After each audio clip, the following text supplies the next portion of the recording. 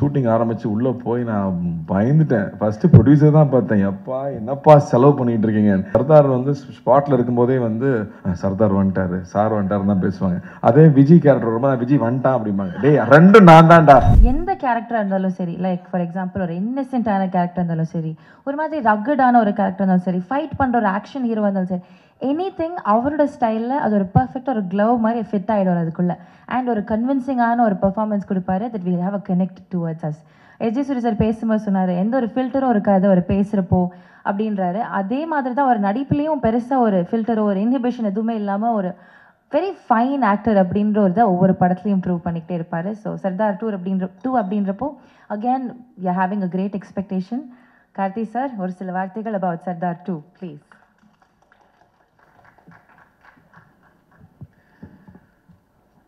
எல்லாருக்கும் வணக்கம். பத்திரிகை, தொலைக்காட்சி, ஊடக நண்பர்களுக்கு மறுபடியும் எல்லாரையும் சந்திக்கிறதுல ரொம்ப ரொம்ப சந்தோஷம். சர்தார் அந்த பேர் வச்சதுலேருந்தே அந்த படத்து மேலே எனக்கு ஒரு தனியான ஒரு அஃபெக்ஷன் உண்டு. ஒரு இன்னசென்ட்டான கிராமத்தில் ஒரு நாடக நடிகன், அவனை ட்ரெயின் பண்ணி அவனை ஒரு ஸ்பை ஆக்கி ஒரு பெரிய பெரிய ப்ராஜெக்ட்ஸ் பண்ணியிருக்காங்க. அது ஏற்கனவே நம்ம ஹிஸ்ட்ரியில் நடந்தது, அதை இன்ஸ்பிரேஷனாக எடுத்துகிட்டு பண்ணியிருந்தாரு. ஸோ அந்த கேரக்டருக்குள்ளே அவ்வளோ ஷேட்ஸ் இருக்கும், அவ்வளோ இன்னசென்ஸ் இருக்கும். மக்களுக்கு ஒன்றுனா உடனே ஓடி போய் நிற்கிற ஒரு விஷயம் இருக்கும். எந்த விஷயத்த வேணாலும் ரிஸ்க் எடுக்க தயாராக இருப்பார். எதை வேணால் இழக்க தயாராக இருக்கணும்.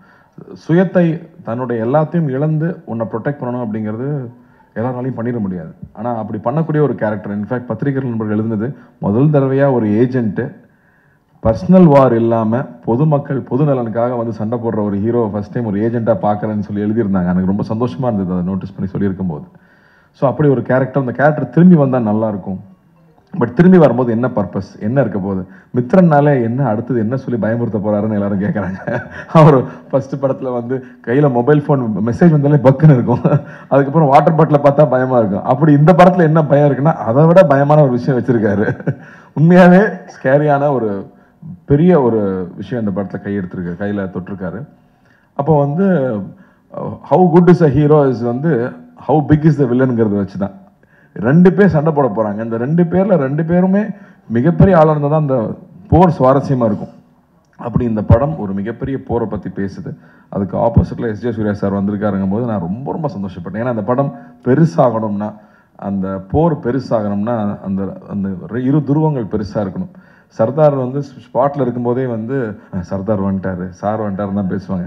அதே விஜய் கேரக்டர் ரொம்ப விஜய் வந்துட்டான் அப்படிம்பாங்க. டேய் ரெண்டும் நான் தான்டா, கொஞ்சம் மரியாதையாக பேசுகிறான்னு சொல்லி. பட் அது அந்த ரெஸ்பெக்ட் வந்து ஷூட்டிங் ஸ்பாட்லேயே தெரியும். ஸோ இந்த படம் ஆக்சுவலாக ரொம்ப என்ஜாய் பண்ணோம். நான் ஃபஸ்ட்டு எப்பவுமே மித்ரனுக்கு ஒரு பழக்கம், ஃப்ளாஷ்பேக் தான் ஃபஸ்ட்டு ஷூட் பண்ணுவாப்பில். அது ஷூட்டிங் ஆரம்பித்து உள்ளே போய் நான் பயந்துட்டேன். ஃபஸ்ட்டு ப்ரொடியூசர் தான் பார்த்தேன். எப்பா என்னப்பா செலவு பண்ணிகிட்டு இருக்கீங்க. ஏன்னா பெரிய பெரிய ஆக்ஷன் ஃபிலிம்ஸ் பண்ணும்போது பெரிய இந்த செட்டப்ஸ் ரொம்ப முக்கியம். அப்படி ஒவ்வொரு செட்டப்பும் அவ்வளோ பெருசாக இருந்துச்சு. லக்கூட்டு கேட்டேன், லக்கு என்னம்மா அதுன்னு. இல்லைம்மா நல்லா வரும் பயப்படாத. ஏன்னா எனக்கு ப்ரொடியூசர் பயமாகவே இருக்குது. ப்ரொடியூசர் சேஃப் ஆகணும். ஏன்னா வெறும் ஒரு ஐடியாவையும் உழைப்பை மட்டுமே நம்பி அவ்வளோ பொருட்செலவு, அவ்வளோ பெரிய ரிஸ்க் எடுத்துகிட்டு இருக்காங்க. நீ ப்ரொடியூசராக இருக்கிறது அவ்வளோ ஈஸி இல்லை.